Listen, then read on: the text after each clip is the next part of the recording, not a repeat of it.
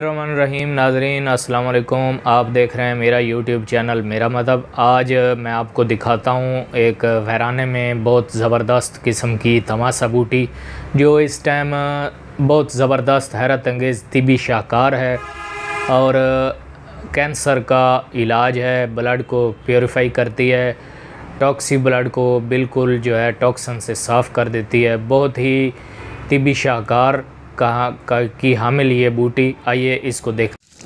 अस्सलाम वालेकुम जी नाजरीन, ये देख रहे हैं तमाशा बूटी की पहचान मैं आपको करवा रहा हूँ। वीराने में अल्लाह पाक ने इस तरह की बूटियाँ पैदा की हैं जो हमारी बीमारी में बहुत काम आती हैं। ये कुदरत के अता करदा नेमतें हैं और इन बूटियों में अल्लाह ने शफ़ाई असरात रखे हैं। बहुत ही हैरत अंगेज़ राज हैं। ये तमाशा बूटी बहुत ही लाजवाब और हैरत अंगेज़ रिज़ल्ट रखने वाली है। इन वीरानों में ये मौजूद है।